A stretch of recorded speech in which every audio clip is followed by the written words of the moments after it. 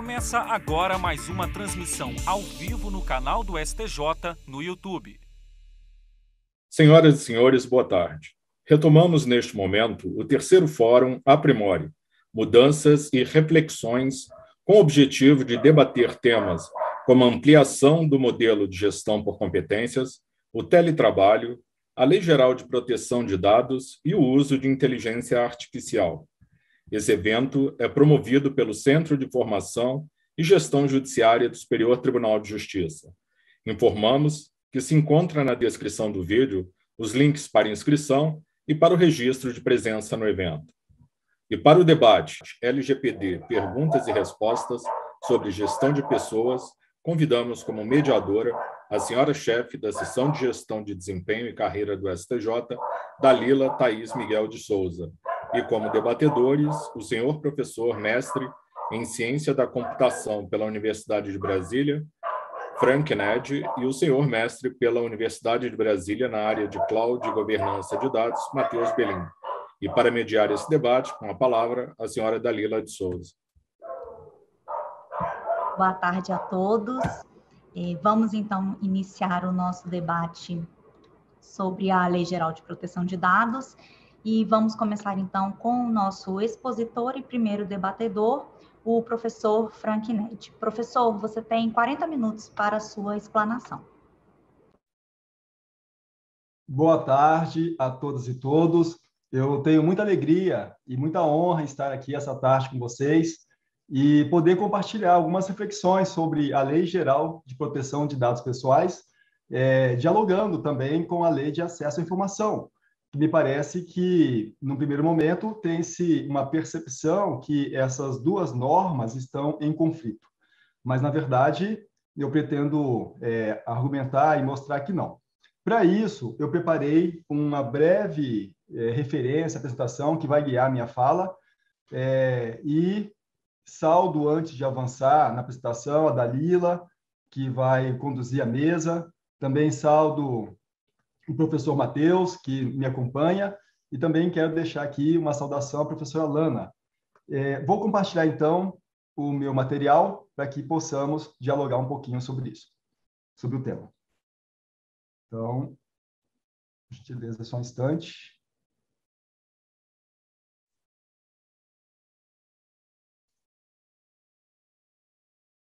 Aí. Acredito que esteja visível já. Agora sim. Perfeito, obrigado. Então, o tema que nós vamos abordar é a Lei Geral de Proteção de Dados Pessoais, a LGPD, e a Lei de Acesso à Informação e a Gestão de Pessoas.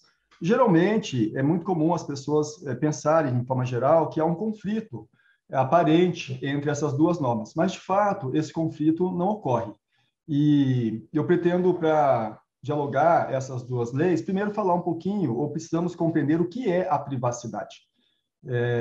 E principalmente o que é a privacidade nessa sociedade global de dados, onde a todo instante os nossos dados são coletados. O professor anteriormente, brilhantemente, expôs o tema e comentou sobre 5G, inteligência artificial, internet das coisas. Todos esses dispositivos, né, estão coletando os nossos dados constantemente. E também não é diferente com os dados do colaborador. Mas para que nós possamos compreender um pouquinho o que é essa sociedade global de dados, eu gosto muito de usar esse desenho, que apesar dele ser um recorte um pouco aristotélico, né, recorta o mundo, mas ele não deixa de ser um modelo para que nós possamos compreender um tema. E eu começo falando, então, dessa sociedade global de dados, que é essa sociedade atual, onde constantemente os nossos dados são coletados das mais diversas formas, nos mais diversos meios e com a maior diversidade e velocidade possível. A todo instante, provavelmente as senhoras, os senhores devem ter uma centena de apps instalados no seu smartphone e isso está coletando constantemente uma série de dados a seu respeito. Geolocalização, as fotos que você retirou, as ligações que você fez, a comida que você pediu no aplicativo, a corrida de Uber que você realizou, né? Os sites que você está acessando, as mensagens que você coleta. E daí, quando a gente começa a pensar sobre essa sociedade global de dados e essa coleta massiva do dado pessoal, naturalmente surge uma preocupação com a privacidade. Seja ela do cidadão no seu cotidiano, seja ela do colaborador, até mesmo ele estando no ambiente de teletrabalho. Então, isso é uma breve visão de uma sociedade global de dados. Por outro lado, nós temos aqui a ciência da computação, a ciência de dados, a estatística, que são ferramentas, que são instrumentos que viabiliza esse processamento massivo de dados, a extração de informação e, consequentemente, de conhecimento a respeito das pessoas. E, novamente, aqui, tanto da pessoa que esteja no seu cotidiano, como também do colaborador no ambiente de trabalho. Se isso for uma preocupação, será que ele está, de fato, executando o trabalho dele, ou talvez ele terceirizou? Então, ele subcontratou alguém que está fazendo por ele. Isso pode ser uma preocupação de alguns gestores, né? E a ciência da computação, a ciência de dados, por meio de coleta de dados, tratamento, pode, talvez, nos revelar algumas informações a esse respeito. Bom, no topo dessa questão, nós temos essa ideia da lógica deôntica, que é um dos modelos lógicos do direito, mas não o único, mas, basicamente, a lógica deôntica, ela fala que o direito, ela ordena que se faça algo, então, a Lei Geral de Proteção de Dados Pessoais ordena que as organizações pública ou privada se adequem à lei. Veja que a lei não obriga, a lei ordena. Se não é feito por meio da sanção, a lei impõe o que ordenou, né? Então, a lógica deôntica fala, a lei ordena. Então, ordena que as empresas, sejam elas públicas ou privadas, se adequem à LGPD. A lei, ela permite que você trate dado pessoal se você estiver amparado em uma das bases legais que a LGPD possui. E a LGPD possui 10 bases legais. Então, se você está diante ou respaldado por umas das bases legais, você pode tratar o dado pessoal. E a lei proíbe. Ela proíbe que, mesmo você podendo tratar o dado pessoal, você não pode violar os princípios da lei. E a LGPD tem 10 princípios também. Princípio da finalidade, princípio da necessidade, da transparência, do acesso ao dado, da responsabilização, da segurança, da prestação de contas, da não discriminação. Ou seja, mesmo que eu tenha uma base legal, eu tenho que respeitar os princípios. E, por fim, a teoria do direito fundamental para uma teoria de fundamental do direito. Porque, em essência, me parece que a Lei Geral de Proteção de Dados Pessoais, ela dialoga com um valor muito importante na nossa Constituição, que é a dignidade da pessoa humana. E hoje, o dado pessoal já é compreendido como uma extensão do indivíduo. Então, proteger e tratar adequadamente o dado pessoal também é proteger a dignidade humana. Então, essa é uma visão inicial global. Não irei me deter muito nessa figura, porque o professor anteriormente já explanou sobre essas realidades, mas nós vivemos hoje um mundo de revolução. Essa revolução, eu diria que em alguma medida, invisível. A minha primeira formação é na área da computação, me formei em 93, já tem aí alguns bons anos, né? E minha segunda formação no direito, sou advogado militante com essa dupla formação. E veja que essa revolução, então, invisível da computação, que eu acompanho desde sempre, isso vem acontecendo de forma silenciosa. Vejam as senhoras e os senhores que, em termos de tecnologias, quando aconteceu a pandemia, que foi praticamente uma virada de chave, me recordo que no dia 12 de março, aqui em Brasília, foi o dia que foi decretado o isolamento social. Um dia antes, estávamos todos na nossa vida, vamos dizer assim, cotidiana, e no dia seguinte, estávamos todos isolados. E, naturalmente, todo mundo migrou e teve que usar a internet. E vejam que a rede, por mais que naquele momento teve alguns momentos de latência baixa, mas a rede suportou. Porque essa infraestrutura para os dados, ela já está em construção, ou construída ou em processo de construção e aprimoramento. E não é diferente nessa questão dessas convergências tecnológicas. E por que eu estou falando delas? Porque isso tudo são mais dados pessoais que serão coletados, mais dados pessoais que serão tratados, mais dados pessoais que estarão à disposição das organizações, do setor público. E daí, com isso, nós temos agora uma legislação que vai falar da proteção do dado pessoal. Por outro lado, nós temos uma legislação que fala da transparência. O princípio da transparência é um princípio importante para o Estado brasileiro.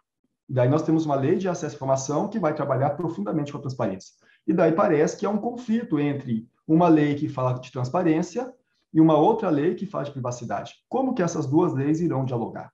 Então, daqui a pouquinho eu tento responder essa questão.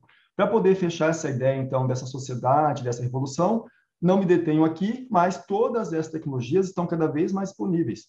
O 5G, apesar de ainda no Brasil nós não temos ainda tido o leilão dos blocos, mas inevitavelmente, cedo ou tarde, a tecnologia vai estar disponível.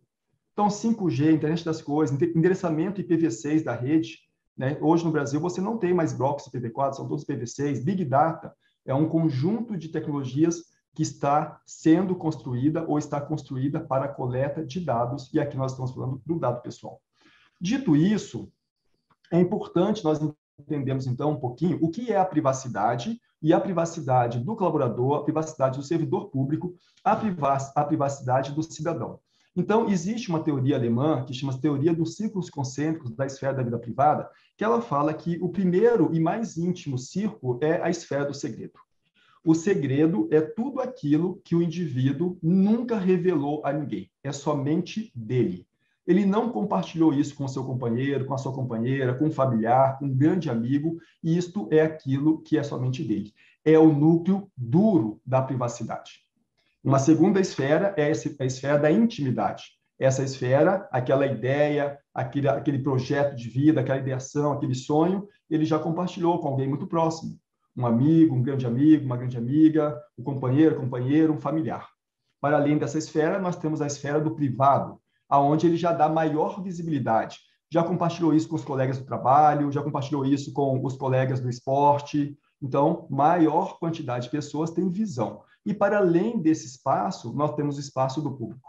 Então, veja que quando nós estamos falando, de fato, da proteção da privacidade, nós estamos falando da proteção dessas esferas, sendo que existe aqui um núcleo duro, que é o segredo, que, a princípio, deve ser inviolável. Então, essa construção dessas esferas da privacidade, de fato, é uma construção até para um bom convívio social, aonde você tem essa experiência de afastamento do outro, aonde você não permite que o outro adentre a sua esfera do privado sem que seja convidado. Só vai entrar na sua esfera do privado quem recebeu o seu convite para isso. E, nesse sentido, os dados pessoais muito podem revelar da pessoa, seja no ambiente de trabalho, seja no seu cotidiano, se não forem adequadamente tratados, adequadamente protegidos. Então, veja que, conceitualmente, esta é uma forma de enxergar a privacidade, para que nós, então, agora possamos começar a compreender como que a Lei Geral de Proteção de Dados Pessoais dialoga com a Lei de Acesso à Informação. Ocorre que, na sociedade atual, aonde um conjunto de dados são coletados de forma dispersa, essa teoria não é mais suficiente. Então, surge uma outra teoria, que é a teoria dos mosaicos. Pela teoria dos mosaicos, a partir de, eu vou usar um recurso aqui da ferramenta, pequenos fragmentos de informação que você vai coletando das pessoas, quando correlacionados, esses fragmentos de informação podem começar a revelar muito do indivíduo. Quando você olha isoladamente aquele fragmento de informação, ele nada diz. Mas quando você correlaciona esses fragmentos, eles podem começar a revelar o indivíduo. Um exemplo que eu sempre uso, e já é um exemplo comum, é se eu indicar para os senhores assim 4 fragmentos de informação, sem dizer quem é a pessoa, talvez os senhores consigam identificar de quem eu estou falando. E aqui eu estou falando de um conceito do dado pessoal, que é aquele dado que torna alguém identificado ou identificável. O que é identificável? É quando eu tenho esses fragmentos de informação correlacionados que permite tornar a pessoa identificada. Então, se eu disser assim para os senhores e para as senhoras, estou falando de um homem. Talvez vocês não saibam de quem eu esteja falando. É um fragmento de informação muito pequeno ainda. Estou falando de um homem negro. Talvez não seja suficiente para saber quem seja. Estou falando de um homem negro norte-americano. Talvez já tenha alguma suspeita. Estou falando de um homem negro norte-americano que foi presidente. Talvez agora, você está falando do Obama. Veja que em nenhum momento eu falei que estava falando do Obama, mas eu dei 4 fragmentos de informação que permitiu torná-lo identificado. Veja que isso dialoga com a privacidade, porque nós podemos ter, os sistemas têm, os bancos de dados, o Big Data, um conjunto de fragmentos de informação do indivíduo que, uma vez correlacionados, pode mais do que revelar o indivíduo, também adentrar nas suas esferas da privacidade. Então, nesse sentido, a Lei Geral de Proteção de Dados Pessoais, ela surge para falar, olha, há que se ter cuidado no tratamento do dado pessoal. Não se pode tratá-lo de toda e qualquer forma.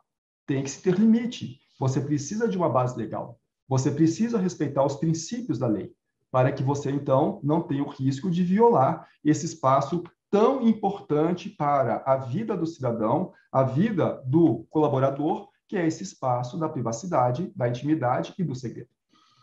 Por fim, para que eu possa concluir esse primeiro momento de fala e talvez depois dialogarmos, porque eu penso que sempre num espaço de mesa o mais rico é as questões, o diálogo, né? É importante nós percebermos que esta privacidade ela pode ser fragmentada em diversas dimensões. Então, eu não vou me alongar muito aqui, mas eu vou tratar pelo menos esses elementos centrais aqui. Então, nós temos um espaço de privacidade em relação ao corpo.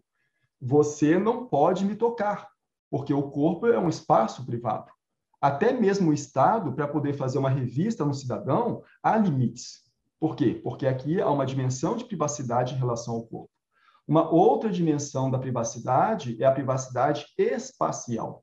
Não pode alguém entrar na minha residência sem o meu convite ou, sendo o Estado, sem uma determinação judicial. Por quê? Porque espacialmente há uma reserva de privacidade nesse espaço. Privacidade na comunicação. Nós temos a expectativa, a esperança de que quando realizamos uma ligação, não há um terceiro ouvindo a minha ligação. Privacidade na comunicação. Privacidade em relação à propriedade. Este é meu. Então, se é meu, é privado a mim. Você não pode pegar esse aqui e sair manipulando. Privacidade no aspecto intelectual, ou seja, a minha liberdade de pensar da forma que me for mais interessante. Privacidade decisional, a privacidade de eu poder escolher a minha decisão sem interferência de terceiro. E aqui nós começamos a dialogar em todos esses espaços também com a relação do ambiente de trabalho. Será que as decisões que eu estou tomando, os consentimentos que eu estou dando no ambiente de trabalho, eu estou dando esse consentimento de forma livre ou eu sinto-me pressionado? E daqui a pouco eu dialogo um pouco mais com isso. Privacidade de associação. Eu posso me associar a quem quiser, eu posso me associar à ordem religiosa que for do meu interesse, eu posso me associar à federação esportiva que for do meu interesse. E, por fim, a privacidade do comportamento.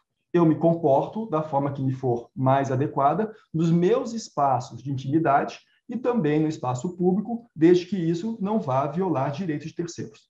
Ocorre que esses pequenos espaços, eu digo pequeno, não no sentido de que não sejam espaços importantes, mas todos esses espaços, numa sociedade atual, eles estão relacionados com a privacidade informacional.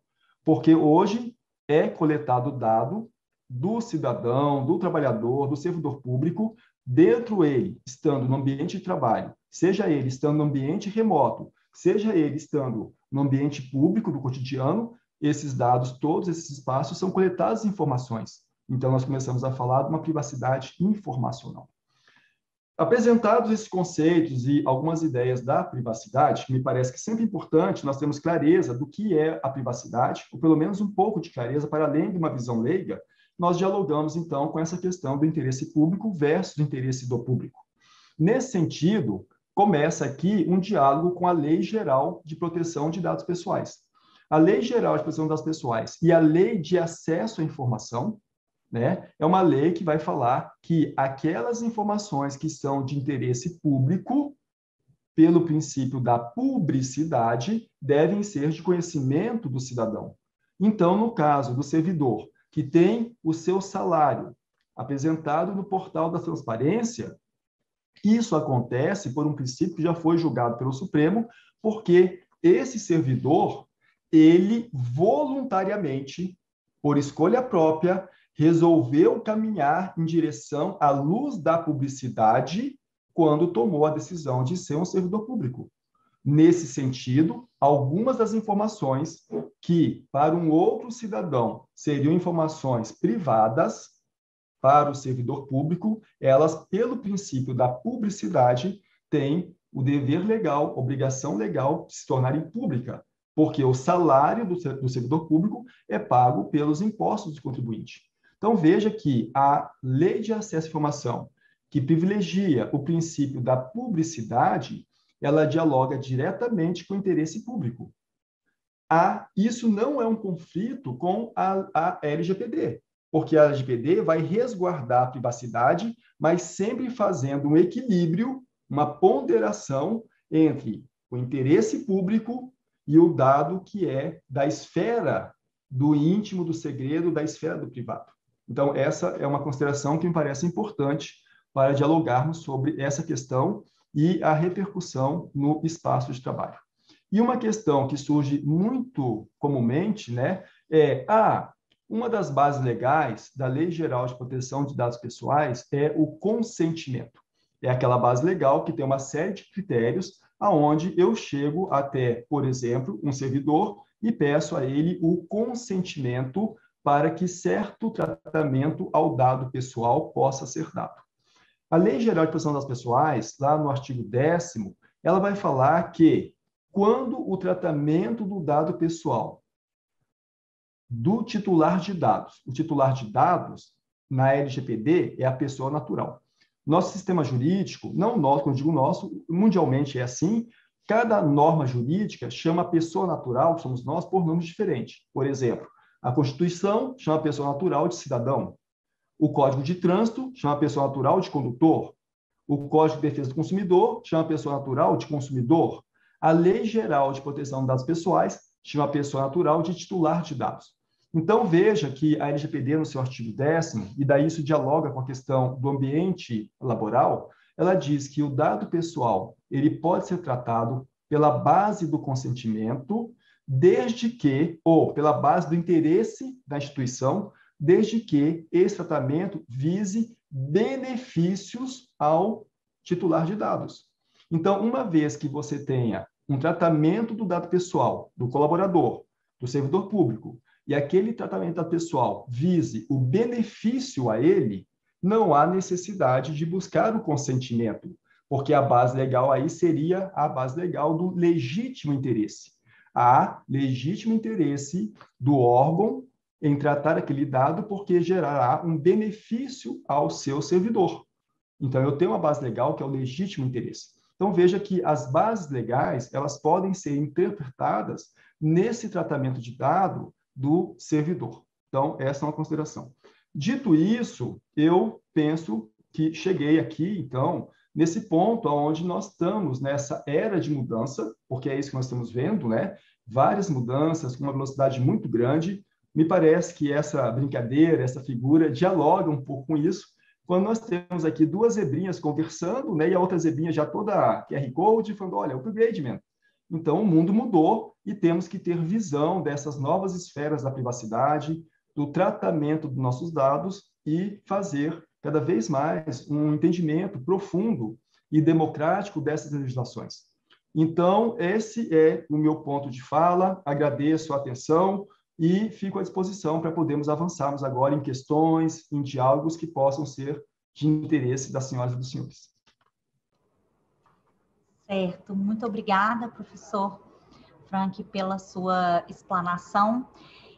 Eu penso que como titular de dados, né, que foi o esclarecimento que você prestou aqui, nós como titulares de dados, olhamos essa Lei Geral de Proteção de Dados com muito entusiasmo e até assim com uma impressão de que veio tarde, né, talvez, porque nos dá uma segurança, nos dá uma proteção que temos sentido há muito tempo por força aí de todas essas redes de interação, de toda essa tecnologia que o Matheus trouxe, que você também trouxe na sua fala. Mas, por outro lado, nós como operadores da lei, né, agora não mais titulares de dado, aqui como servidores e empregados e funcionários públicos, enfim, para operar a lei, nós vemos esse instituto um tanto quanto desafiador, né? Porque certamente é muito complexo ao ponto que tratamos de dados externos, né? Então, é porque lidamos, o cidadão é o nosso público, então simplesmente temos uma quantidade de dados infindáveis dos cidadãos, E, ao mesmo tempo, aqui temos o nosso público interno, como você muito bem colocou. Então, para sabermos o que é que podemos de imediato já aplicar, já fazer com as informações que temos dos servidores, né, dos nossos empregados aqui, dos nossos funcionários, para que a máquina continue girando, e o que é que temos que parar, que adaptar, que fazer todas essas etapas que você comentou do consentimento, né, da explicação do tratamento. Então, eu vejo com olhos assim, que é um desafio muito grande aqui para nós, né? E também tive a oportunidade de atuar aqui no STJ na ouvidoria desde os primórdios da Lei de Acesso à Informação. Então, vi todo esse processo de implementação, de mudança de cultura, de mudança de sistema mesmo, de ferramental de trabalho, e agora estou passando por isso também aqui com a LGPD, né? E só que penso que a LGPD é um grau muito maior, né, de mudanças, de transformações, de cuidados, por força dessa capilaridade dela, né, tanto nos dados do nosso público-alvo, quanto nos dados aqui dos nossos servidores. E aí, acho que um ponto que vai ser primordial para a gente saber lidar com a lei, saber aplicá-la, sempre respeitando esses limites, vai ser a ética, né, que precisamos aí saber de todas essas esferas que você trouxe, e mais do que nunca nos valer da ética do servidor público para poder fazer um bom uso, aplicar corretamente. E aí eu chamo, então, o Matheus para o nosso debate, porque ele encerrou a palestra dele anteriormente da ciência de dados, justamente com essa reflexão, né, desse cuidado que a inteligência artificial tem que ter, respeitando a ética, né, dentro do campo ético, que o avanço da inteligência artificial, de todos esses mecanismos de coleta de dados, de interpretação de dados, de uso disso na gestão de pessoas, tem que se pautar, seguir sempre a ética. Não foi, Matheus? Perfeito, Danilo. Professor Frank, prazerzaço lhe ouvir. A gente nem pode começar a falar em Pascal e Fortran agora não, né, professor? Que foi quem começou, imagina, em 1993 de formado. Com certeza ele conheceu o Pascal, Fortran, COBOL e o Clipper e tantos outros, né?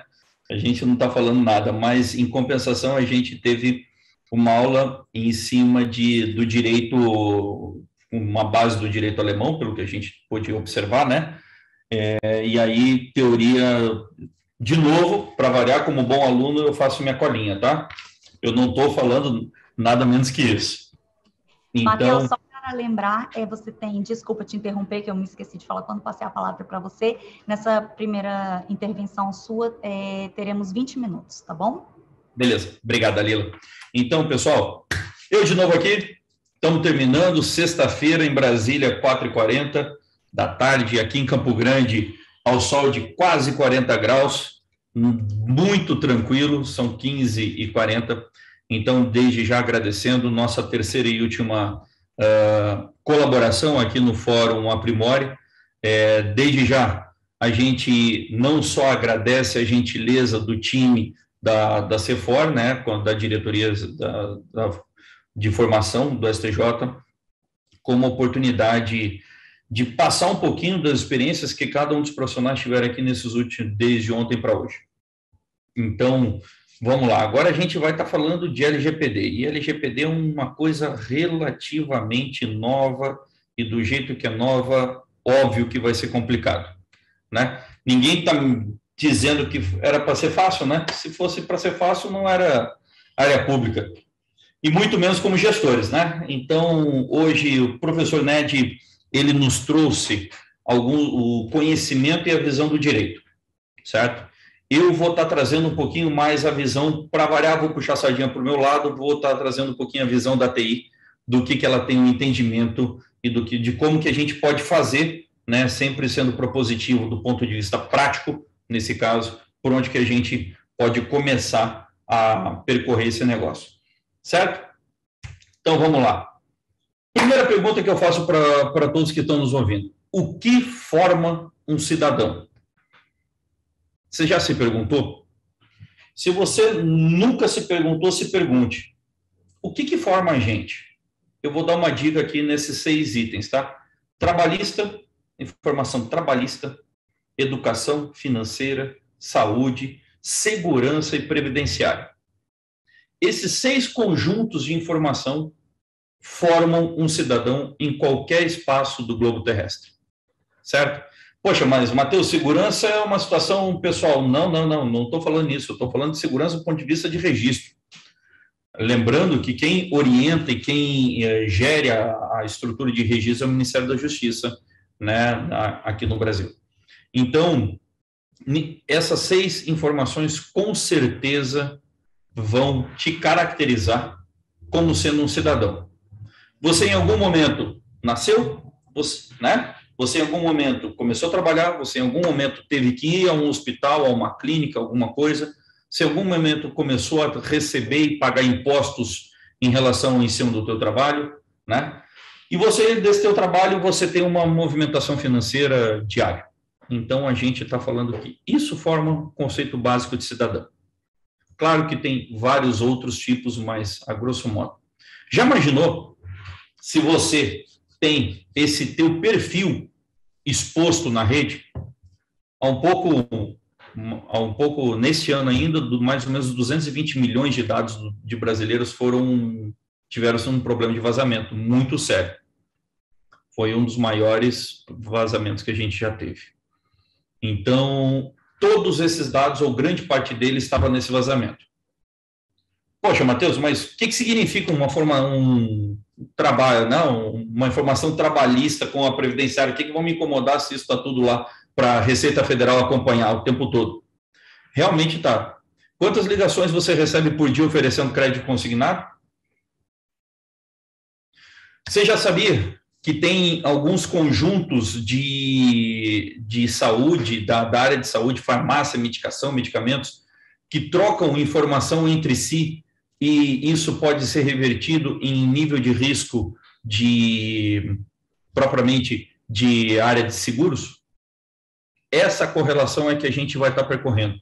E foi essa correlação que a LGPD veio orientar e nos dar um limite até onde esses dados estão sendo trabalhados e compartilhados.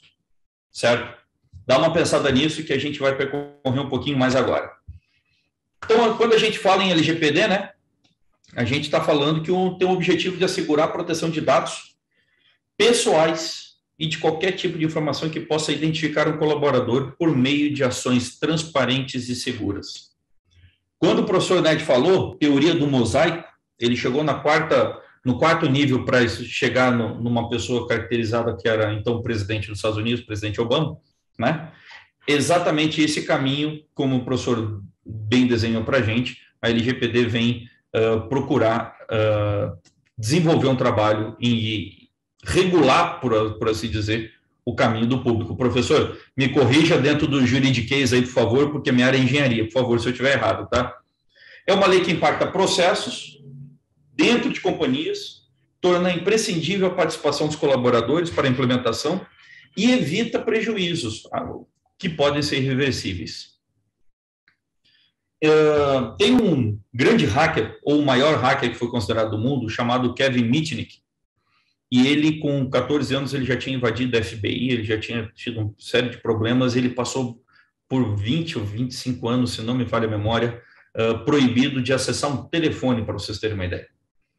E o Mitnick, ele desenvolveu alguns temas, né? E dentro deles, um dos seus primeiros livros coloca o trabalho de uma empresa em percorrer graus para perfurar e chegar nas informações que ela tinha interesse.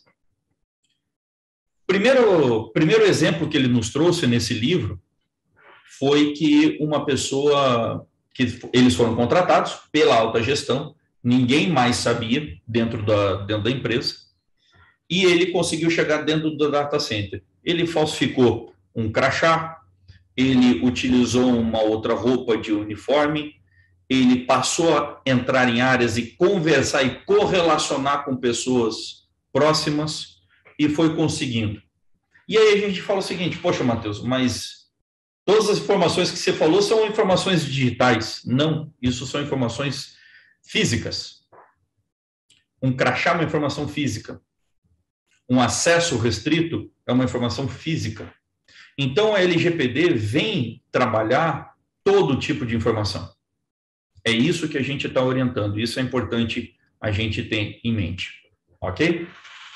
Eu sempre gosto de trazer uma matéria do Gartner, pelo menos para cada exposição. Então, segundo o Gartner, né, 2022, gastos de privacidade, nós estamos falando em um aumento de mais de 8 bilhões de dólares. Né? Até 2023, 65% da população mundial terá suas informações cobertas por regulamentos. Certo? E isso é um número bastante interessante que chama atenção. A nossa LGPD, ela tem uma derivação da GDPR da União Europeia. Né? E essa cobertura de proteção é o que a gente está trazendo de orientação. 2023, empresas que ganham e mantêm confiança digital com os clientes terão 30% a mais de lucro no comércio digital que os seus concorrentes. Confiança, confiabilidade. E aí a gente está falando das inúmeras plataformas que se existem ao longo das centenas de aplicativos que o professor Ned e que nós temos no nosso telefone.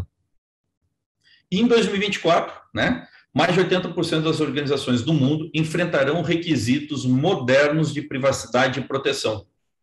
Como nós estamos falando em um ecossistema, tanto de tecnologia, mesmo que as leis sejam individuais, né, ou seja, de cada país, de cada bloco, no caso da União Europeia, a gente está vendo que essas organizações estão exigindo já coisas aderentes a essa proteção de dados.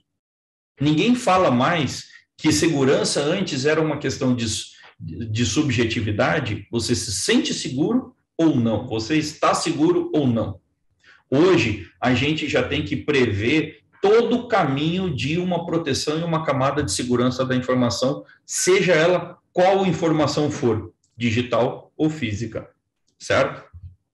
Então, pessoal, puxando um pouquinho, eu fiz um deverzinho de casa, não vou aprofundar como o professor Ned nos trouxe, mas a gente iniciou lá em 2011 com a nossa querida Lei de Acesso à Informação, né? Marco Civil da Internet, 2014, foi outro grande base que deu origem. Lá em 2018, 13.709, né, em agosto de 2018, primeira etapa da nossa LGPD, e agora, em 2019, nós tivemos uma atualização que eu peço para o professor Ned para nos ajudar um pouquinho mais nisso. Só que o que nos chama atenção já na 13.853, se a gente vai lá no site do Planalto e dá uma conferida. Artigo 2º, né? O professor nos trouxe muito bem, eu resolvi transcrever só um pouquinho para a gente materializar de uma forma visual, né? Disciplina proteção de dados pessoais tem como fundamentos privacidade, e aí a gente está falando esfera do segredo, professor, de novo, minha cola, esfera da intimidade, esfera do privado, esfera do público, né? Privacidade, autodeterminação informativa, liberdade de expressão, informação, comunicação e de opinião, inviolabilidade da intimidade, da honra e da imagem, e aí, pelo que eu entendi, nós estamos na esfera do segredo, certo, professor? E segredo e intimidade, desenvolvimento econômico, tecnológico e inovação, livre iniciativa, concorrência e defesa do consumidor, e disciplina os direitos humanos, o livre desenvolvimento da personalidade, dignidade e exercício da cidadania. Então, a lei nos traz no seu 2º artigo exatamente esse caminho.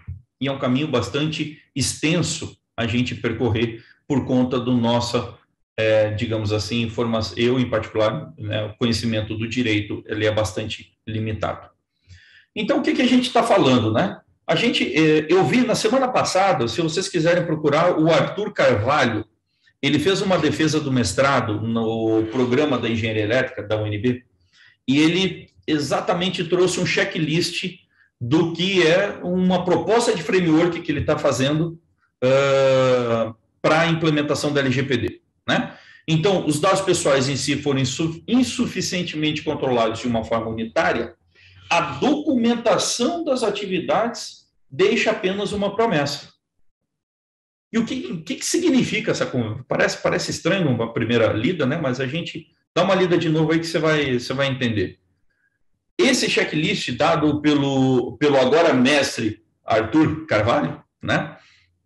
Ele nos traz 6 grandes itens. Propósito de tratamento concebido, propósito de tratamento do dado foi documentado, tratamento do dado está acessível, a origem e destino do dado é documentada, o dado é classificado, pessoal e sensível, no caso, né? E a classificação do dado está acessível. Se vocês procurarem um pouquinho esse framework do Arthur, vocês vão encontrar um trabalho bastante atualizado do que a gente está falando, numa proximidade da tecnologia da informação com a LGPD, ok? Que é uma proposta de um framework que ele fez. Então, vamos lá. Por onde a gente começa? Eu estou tentando trazer aqui algumas coisas que são orientadas para onde quem não tem a menor ideia, né, para que lado vai. A gente está falando de uma conformidade de supervisão corporativa, uma gestão jurídica corporativa e um gerenciamento de risco digital. Cada um tem as suas características, e aí eu não vou ler para não ficar desgastante, né? Mas são 3, e aí eu vou passar para as próximas 3 que a gente está falando. Então, quer começar? Começa pelo tratamento de risco de privacidade. Essa é uma orientação que não é minha. Essa é uma orientação que é do Gartner, que ele faz isso em todo mundo, é só quem tem o Gartner contratado, dá uma conferida lá, eu só estou trazendo um pouquinho e aplicando uma lei de Lavoisier, né? Gestão de continuidade de negócios, risco do fornecedor e gerenciamento de auditoria. Com essas 6 disciplinas, a gente começa a ter um tratamento de risco de privacidade.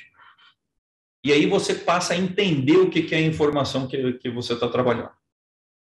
Perfeito? Dá uma olhada lá, o Gartner está orientando, só estou trazendo um pouquinho mais compilado do que de todo o documento.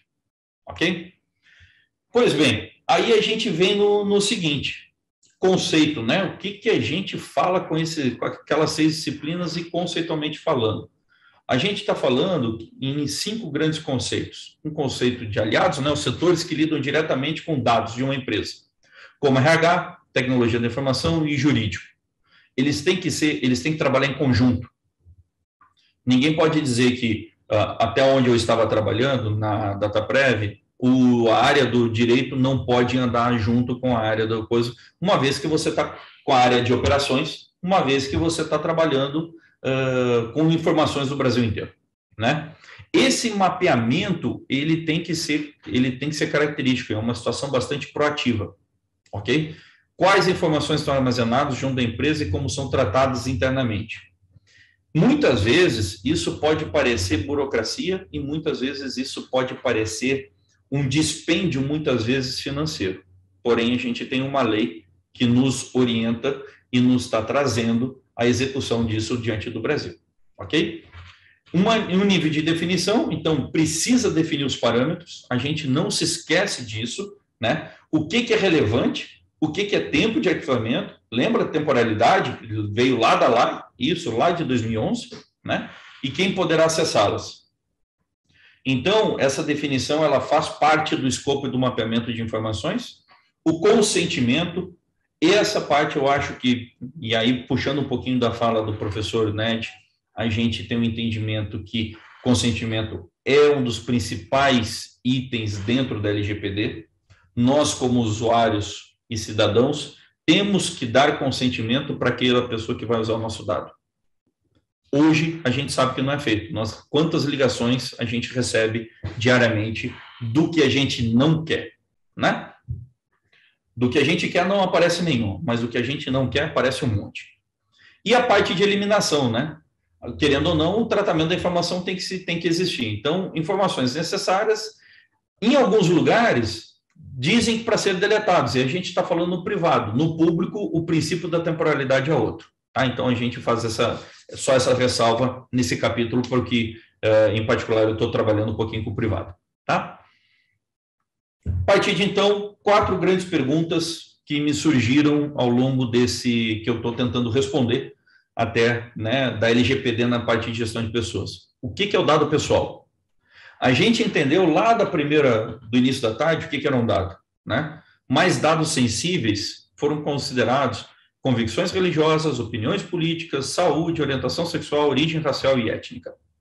Então, o dado pessoal cadastral é uma coisa, o dado sensível realmente é outra, e ele pode gerar algum constrangimento. Novamente, professor, eu vou pedir uma ajuda do senhor na nossa próxima etapa, tá? E esse constrangimento ele pode vir a afetar em função da lei, né? Agentes de tratamento, né? Quais são as atribuições, né? Quem é controlador, quem é operador, né? Então, a gente fala que esses 2 grandes perfis, controladores e operadores, fazem parte de uma forma bastante ativa dos comitês de segurança da informação, das políticas de segurança, das políticas de dados, das políticas de governança e tantas outras que orientam o serviço público, né? E nessa parte, controladores e operador precisam estar trabalhando bastante, de uma forma bastante interessante, ok? Bastante interligada, inclusive. É necessário indicar o responsável pelo tratamento de dados? Sim. Não tem como ser diferente. A menos que o professor Ned me deu um pouquinho, mas o que eu achei agora de resultado é, sim, o controlador tem que indicar o responsável pelo tratamento de dados. Certo?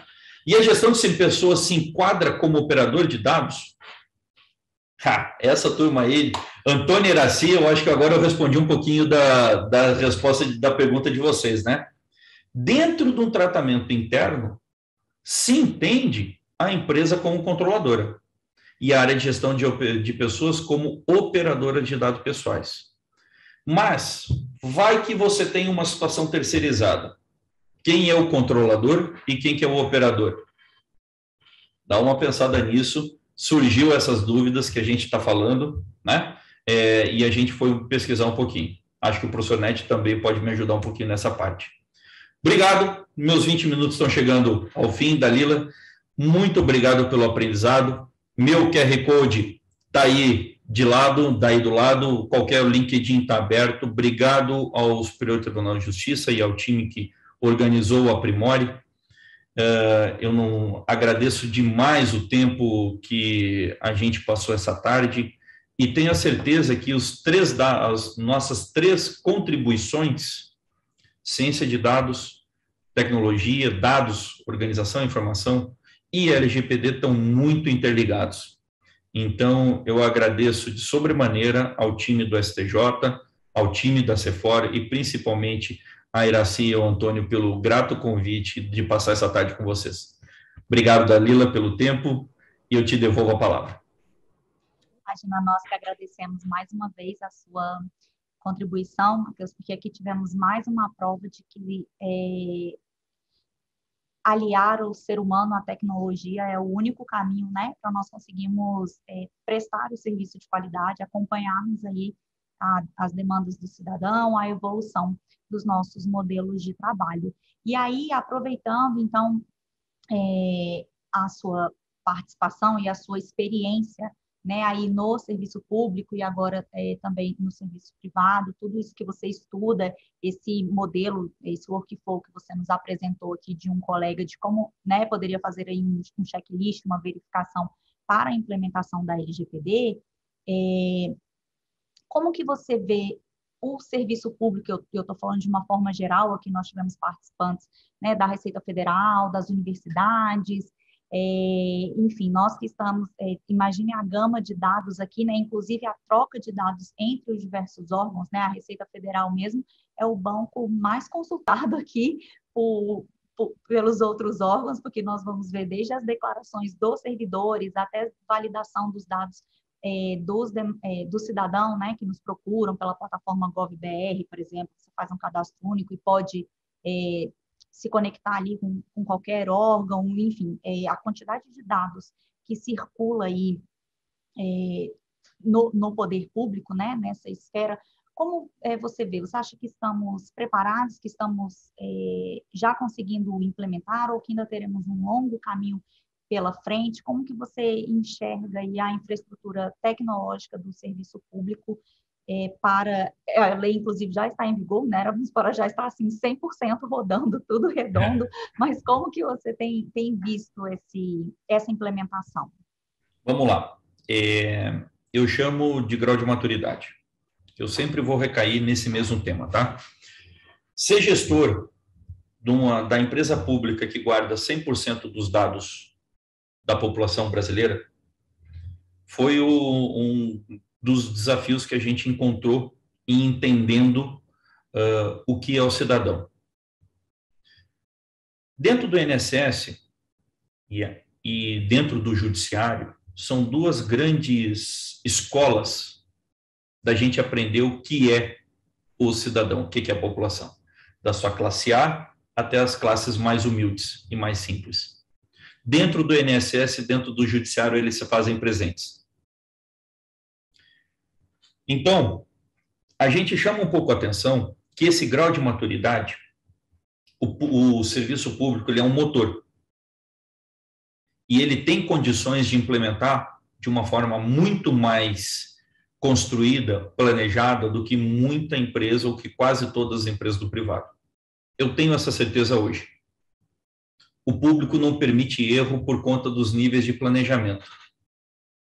O público tem uma preocupação, e que é a lesão ao erário, e todos os nossos PADs, auditorias, órgãos de controle e todo o caminho que a gente está seguindo, que a gente segue.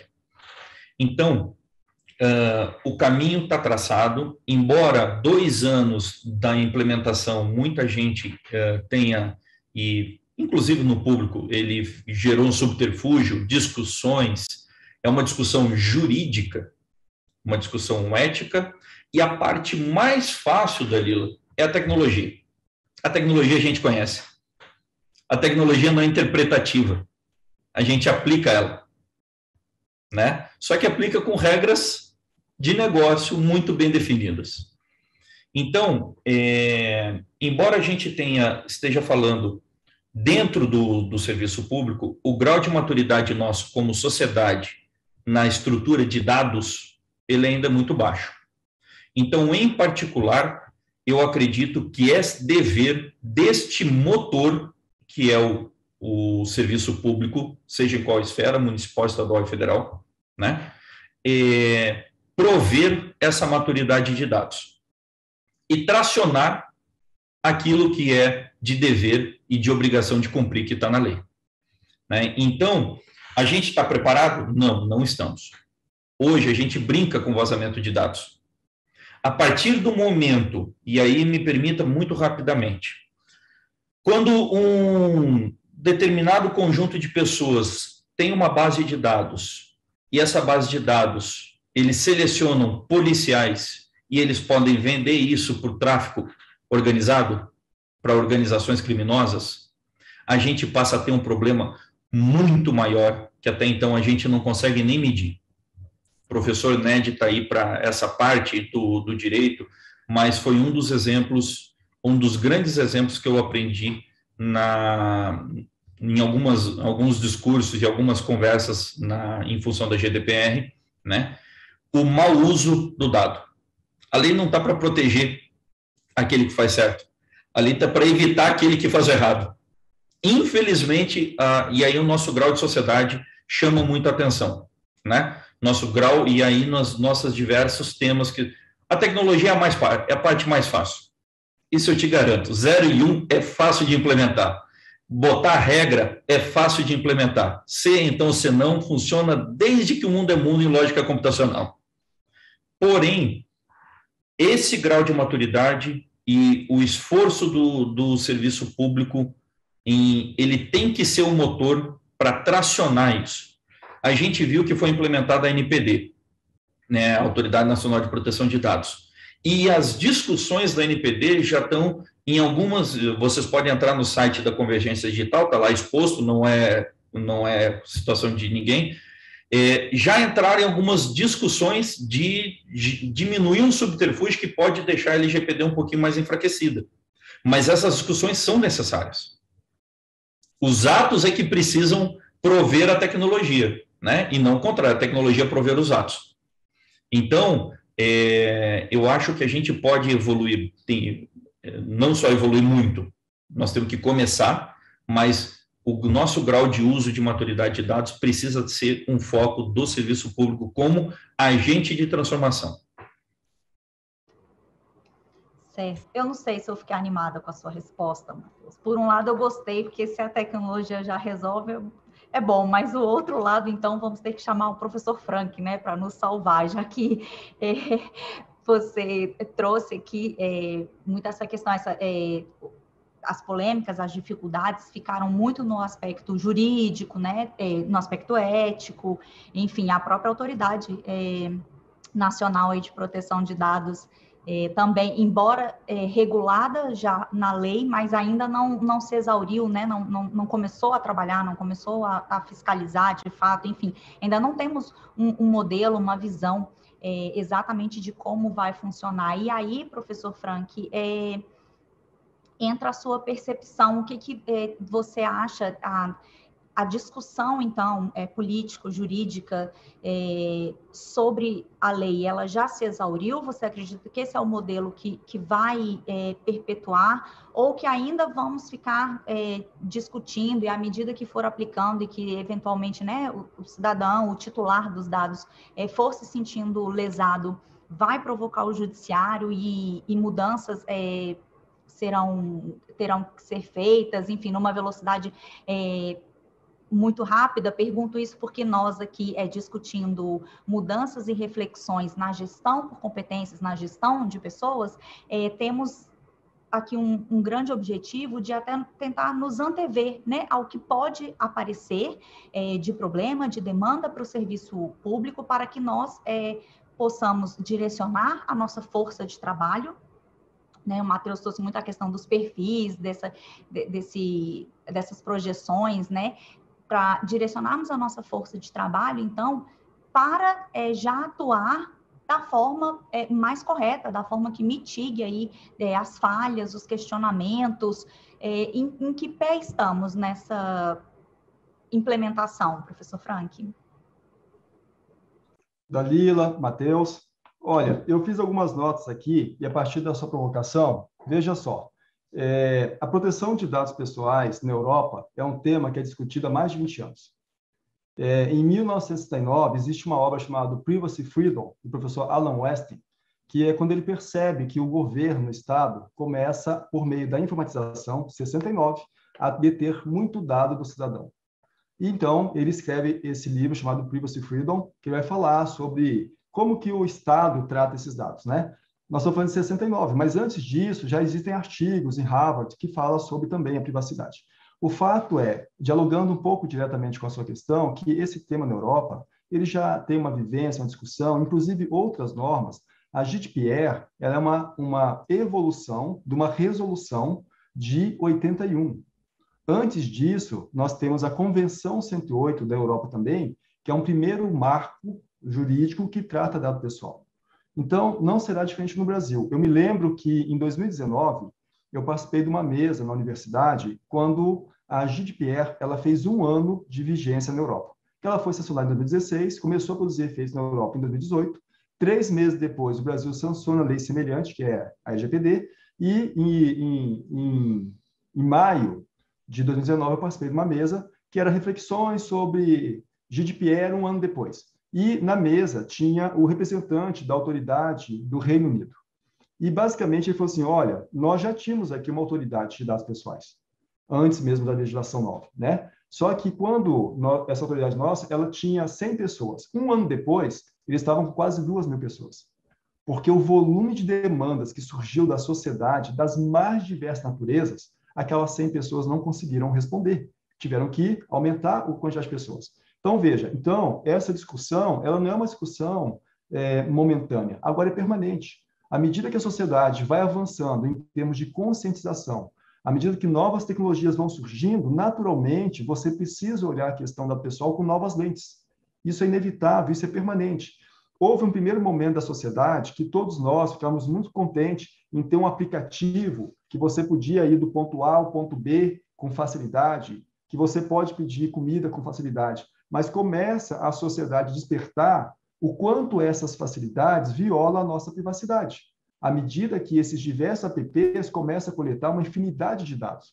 Por exemplo, existe um aplicativo chamado Lanterna, um exemplo simples, que a função dele é simplesmente ligar o flash do celular para funcionar como uma lanterna. Só que quando você instala, ele fala assim, olha, eu vou acessar a sua agenda, eu vou acessar a sua geolocalização, eu vou acessar as suas fotos. A pergunta é, para que o aplicativo Lanterna precisa desses dados? Porque, na verdade, ele está dentro de um grande mercado de comercialização. Mas, a partir do momento que o cidadão começa a tomar consciência, ele também funciona como elemento. Então, nós temos 3 elementos aqui, o professor Matheus comentou sobre isso, que é a questão de processos, pessoas e tecnologia. Né? Tecnologia, eu até concordo com a medida que seja fácil, porque tecnologia você vai e compra. E daí você tem um esforço, não é fácil, mas implementa. Eu digo que não é fácil porque, por exemplo, aqui, agora falando como advogado e como quem está ajudando algumas empresas na implementação, nós estamos trabalhando a implementação desde 2015. Primeiro com empresas europeias e agora muito com empresas nacionais. Por exemplo, nós aqui somos um escritório que apoiamos a CNBB na implantação da LGPD, que é imenso, né? Mas o que eu quero dizer com isso é que, por exemplo, nós tivemos um diálogo com um órgão público que tem um banco de dados imenso e conversando sobre a proteção dos dados, falou assim, nossa, precisamos proteger os dados do banco de dados. E no diálogo, falou assim, olha, o banco de dados que vocês têm, ele tem recurso de criptografia. Talvez poderia ser habilitado. O DBA falou assim, esquece. Se eu habilitar isso, meu banco senta. Ou seja, o banco para. Porque é tão grande o volume de dados que o recurso de criptografia, que é um recurso computacionalmente caro, apesar do sistema ter o recurso, o gestor público não pode habilitá-lo ao risco de afetar a performance. Então, veja que isso a gente falou de tecnologia. Falamos de processos, a importância de ter política de segurança, norma de segurança, política de privacidade, mas o pilar pessoas é o mais delicado, porque pessoas é formação de cultura. E cultura você não forma do dia para a noite. Cultura é um processo contínuo de investimento. E nós estamos num país extremamente desigual. Se nós olharmos os dados do IBGE, 56% da população brasileira ganha até R$ 3.700. Quando você tem 56% da população ganhando um salário de até R$ 3.700, com certeza, proteção de dado não é a preocupação do dia dele. A preocupação do dia dele é garantir a comida do dia. Então, veja que essa desigualdade dificulta, em alguma medida, a implantação. Né? Por outro lado, vendo assim, o movimento da autoridade nacional, ela está agora fazendo 9 meses. Existem alguns problemas, né? Uma situação de vulnerabilidade em relação ao resto do mundo é que nós estamos ainda vinculados ao executivo, apesar de haver previsão legal que daqui 2 anos vai haver um desvinculamento, mas isso hoje, quando nós olhamos o mundo pelo sistema ONU, tem mais ou menos 195 países no mundo. Mais de 140, na verdade, 146 possuem legislação de proteção às pessoais. E já existe hoje uma preocupação, não é mais se o país tem ou não uma lei, mas qual é o grau de força da sua lei. E o Brasil, nesse sentido, está classificado mundialmente como uma lei moderada, que não é bom. E um dos motivos, mas não o único, é que nós não temos, a nossa autoridade não tem independência. Por outro lado, as pessoas que estão compondo o corpo, né, da autoridade, que todo ele é composto por servidores, em função, por exemplo, do restringimento da restrição orçamentária, é um corpo muito bem qualificado e são pessoas muito comprometidas com o tema. Isso é bom, porque você vê que as pessoas, dentro do seu limite de força, estão tentando fazer um bom trabalho. Então, esse é uma visão dialogando com a sua questão. Agora, um outro aspecto, a sanção da lei começou a ser produzida a partir de agosto deste ano. Mas isso não impede e não está impedindo o judiciário de atuar. Há cerca de 2 semanas atrás, eu fiz uma consulta nos sistemas do judiciário, nós temos atualmente, mais de 600 ações já usando como fundamento a LGPD. Então, não é porque a autoridade não está aplicando as sanções que o judiciário vai escalar isso. Quando eu digo judiciário, é através do Ministério Público, através do PROCON, através da Senacom, através do próprio cidadão que pode recorrer à justiça pedindo uma tutela de proteção dos seus dados pessoais, e principalmente porque o ano passado, em março, houve um julgamento no Supremo da medida provisória 954, que foi aquela medida provisória, que era para entregar o dado do cidadão brasileiro ao IBGE. Isso foi vetado. A relatora foi a ministra Rosa Weber, e ela nominalmente falou, e foi acompanhada pelos demais ministros. A proteção do dado pessoal é um direito fundamental. Então, isso, em termos jurídicos, é de grande relevância. E a semana passada, a PEC 17, que é uma PEC que, entre outras coisas, escreve lá no artigo 5º da Constituição que a proteção de dados pessoais é um direito fundamental, foi votada, aprovada na Câmara e segue para o Senado. E tudo indica que vai ser aprovado também no Senado. Então, nós temos, assim, vários movimentos legislativos e percepção da sociedade de maturidade. Então, essa discussão é uma discussão permanente. Então, assim, o cidadão, a sociedade, uma medida, ela começa a acordar para essa questão da importância da proteção dos nossos dados pessoais. E essa cobrança, quando a gente fala do cidadão, ela vai chegar à empresa privada e também vai chegar ao Estado. Só que há uma diferença, porque na empresa privada, o cidadão, em alguma medida, ele pode até escolher. Se você, empresa A, não atende adequadamente a adequação à norma, eu não faço negócio com você, eu faço com a empresa B. Agora, com o Estado, ele não tem essa opção, porque o Estado, muitas vezes, impõe a obrigação da entrega do dado. Então, eu falo, se você não trata o meu dado, eu vou mudar para, sei lá, vou mudar para a Inglaterra? Não, você não tem essa opção tão fácil assim. Enquanto que o seu privado, se você não atende, ok, você não atende, eu vou olhar quem atende e faço negócio com a outra empresa.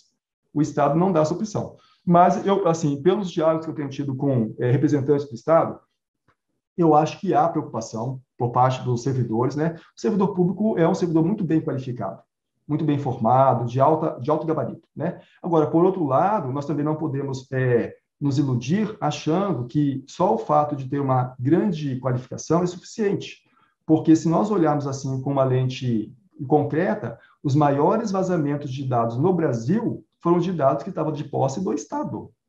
Os maiores vazamentos de dados no Brasil vazaram de dados que estavam com obrigação legal de serem protegidos pelo Estado.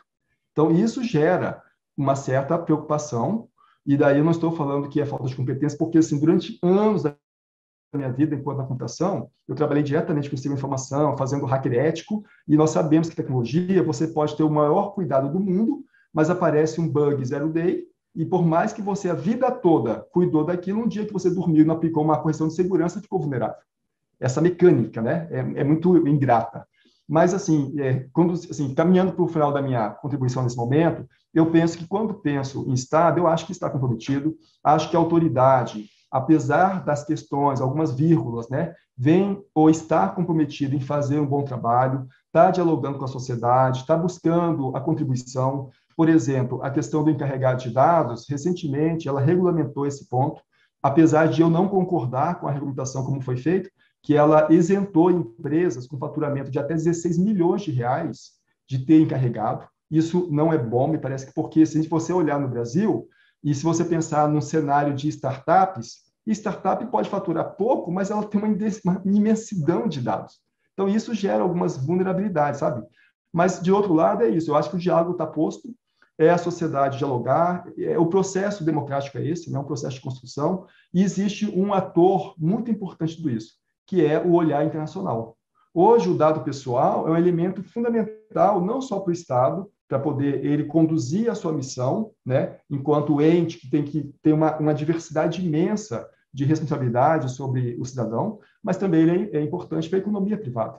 E, nesse sentido, o mundo hoje é amplamente conectado. Então, há um olhar muito grande. O Brasil, por mais que nós temos milhões de dificuldades, nós somos uma economia forte ainda. Temos muitas dificuldades? Temos. Muitas dificuldades internas, sociais? Temos. Mas, se você olhar o Brasil em termos das economias do mundo, nós estamos aí, eu não me recordo agora, talvez, mas entre as 15 maiores economias do mundo. Isso é uma coisa significativa. E quando o mundo olha para o Brasil, naturalmente também é uma pressão, falando assim, olha, Brasil, você precisa adequar e implantar a sua lei.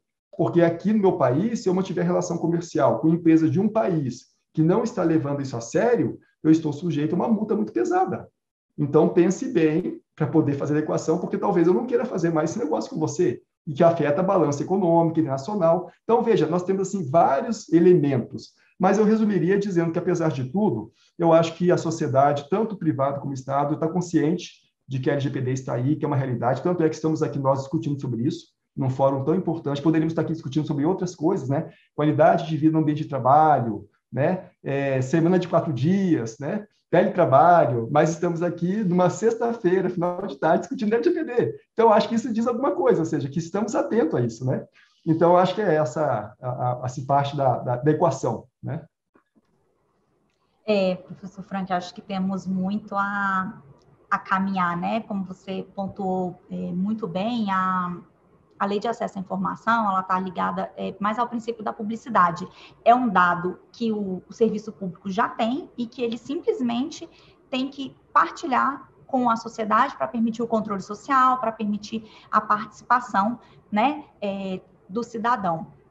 E a LGPD diz questão à proteção do cidadão, que, como você mesmo colocou, vai virar um direito fundamental, né? Vai aparecer na Carta Magna. Então, é muito mais complexo, abrangente, por isso eu tinha comentado sobre isso no começo, mas eu acho que vale voltar por todas essas considerações que você colocou aqui, porque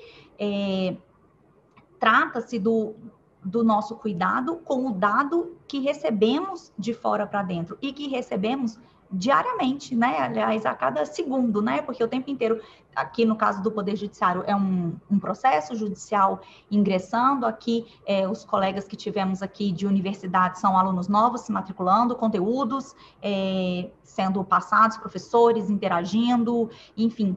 Então, tem um alcance muito maior que vai exigir uma postura muito mais enérgica e proativa, né, dos servidores. Por isso, como você bem falou, estamos aqui sexta-feira à tarde conversando sobre isso, tentando aprimorar aqui os nossos comportamentos, os nossos conhecimentos, para melhor responder frente a todos esses desafios, né?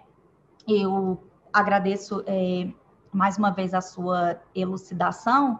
Podemos passar para as considerações que vocês queiram pontuar, deixar aqui de mensagem. Estamos nos encaminhando, né, para finalizar o nosso debate, o nosso evento, mas, professor Frank, já que você estava com a palavra, podemos voltar aí umas considerações finais, a luz no fim do túnel para nós aqui, operadores, né, do serviço público, prestadores dos serviços público, para melhor atender ao público.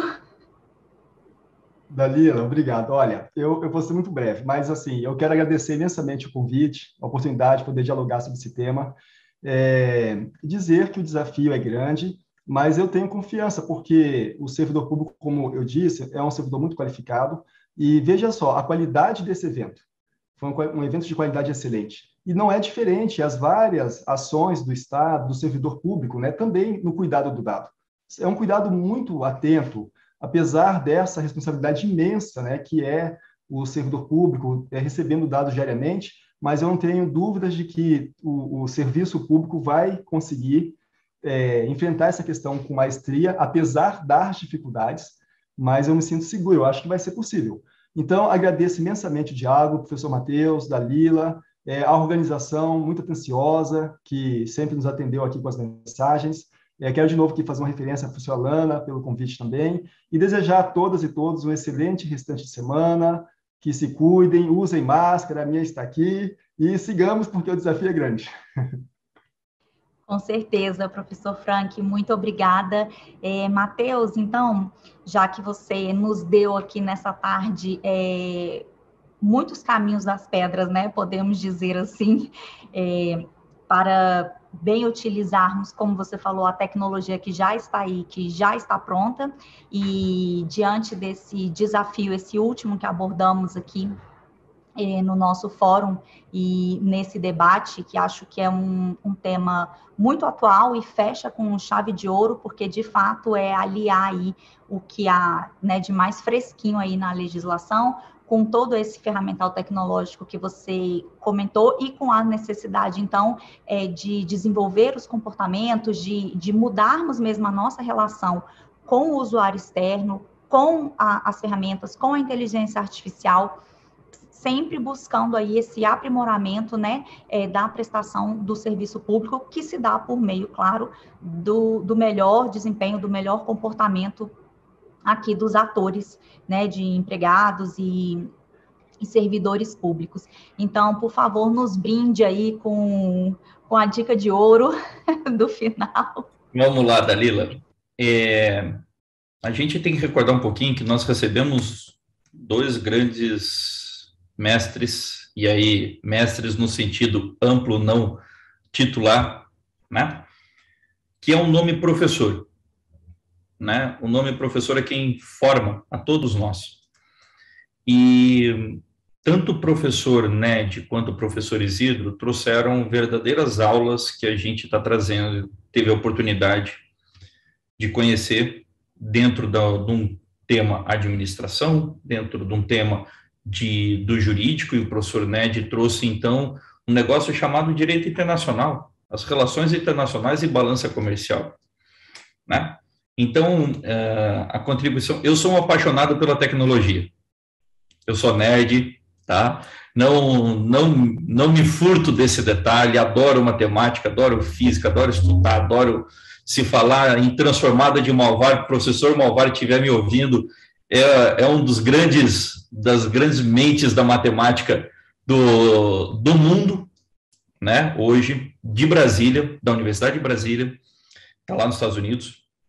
Mas o caminho das pedras que a gente propôs, como tu bem disse, foi numa tentativa de sair um pouquinho do critério de discussão e começar. Né? A gente sabe que o planejamento ele é o carro-chefe de qualquer serviço público, seja ele qual esfera a gente estiver falando.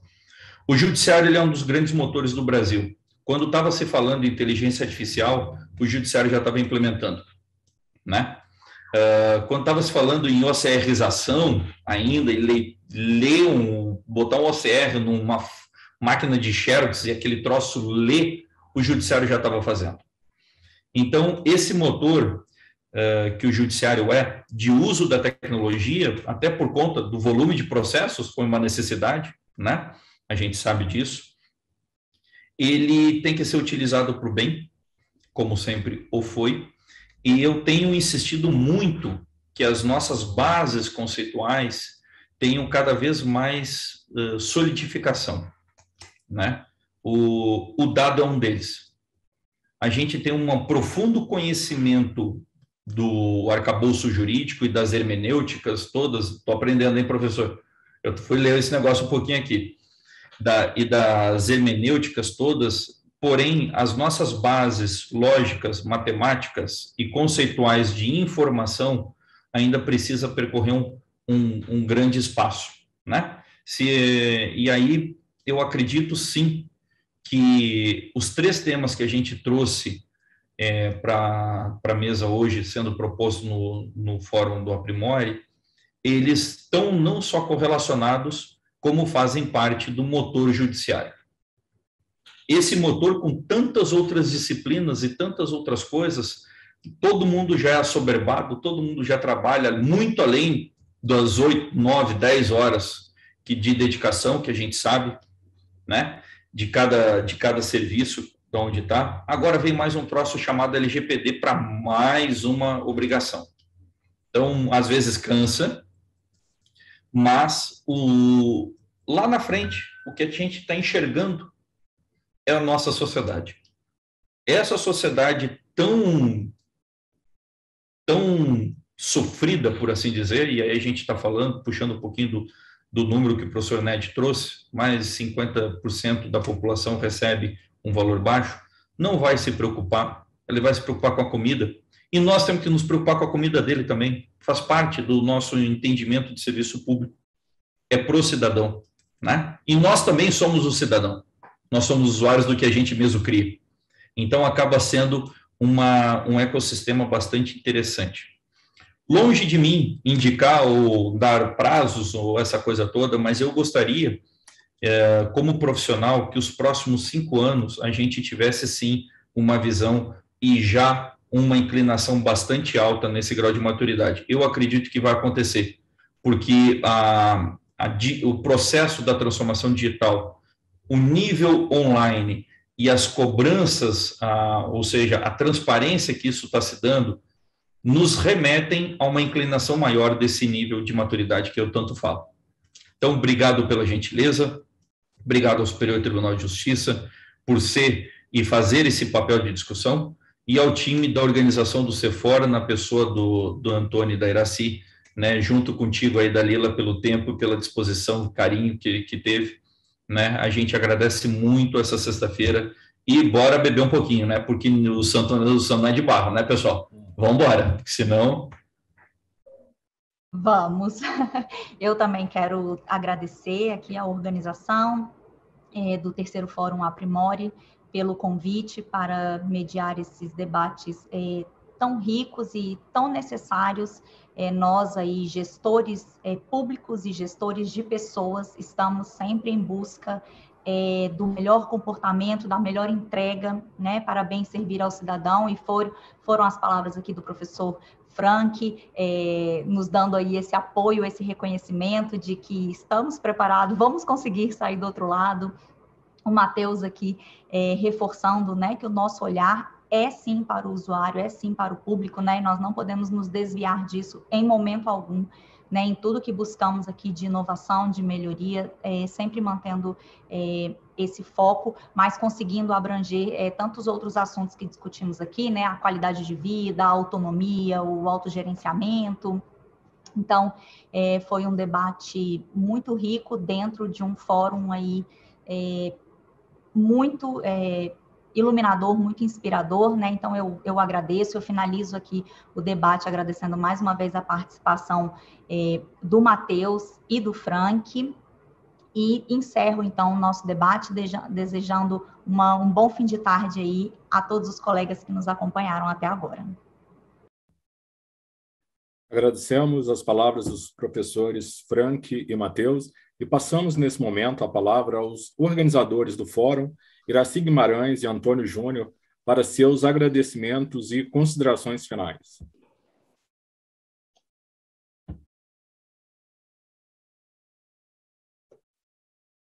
Boa tarde. Ok, estamos te ouvindo. Está ouvindo? A gente está com a câmera ligada. Sim, ok, podem falar. Bom, gente, o objetivo, obrigada a todos que acompanharam o fórum.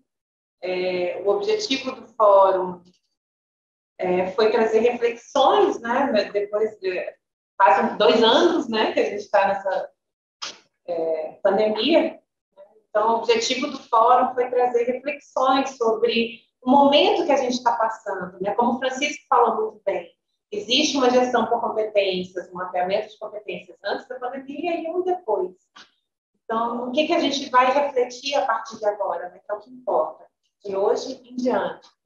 Então, o objetivo desse fórum foi trazer essas reflexões. E a gente espera que tenha sido muito proveitoso para todo mundo que acompanhou e que vai acompanhar, né? Que vai assistir.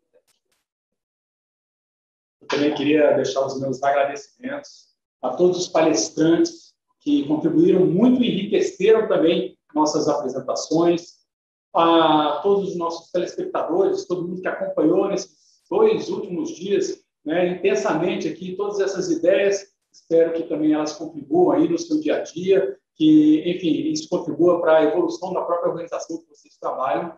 Gostaria de agradecer o nosso mestre de cerimônias, o nosso equipe de comunicação, o pessoal da TV que fez a nossa transmissão, o nosso pessoal do cerimonial, o nosso pessoal de eventos e, particularmente, também a nossa mediadora, a Dalila, que o tanto que ela abrilhantou aí com os seus fechamentos e suas colocações em cada um dos debates. Nós estamos muito felizes, muito gratos por todo esse fórum, a terceira edição do nosso fórum, e nós entendemos que a gestão por competências ela não é um fim em si mesmo. Na verdade, ela é um meio. Ela é um meio para a tomada de decisão melhor, ela é um meio para a melhor gestão, e nós acreditamos aí que nós somos ferramentas, instrumentos para que a gente possa fazer uma gestão pública melhor, um país melhor. Acho que é isso. Muito obrigado a todos vocês. Fica bem, gente. Um abraço. Senhoras e senhores, o Centro de Formação em Gestão Judiciária do STJ agradece a presença de todas e de todos, ao tempo que deseja um ótimo final de semana.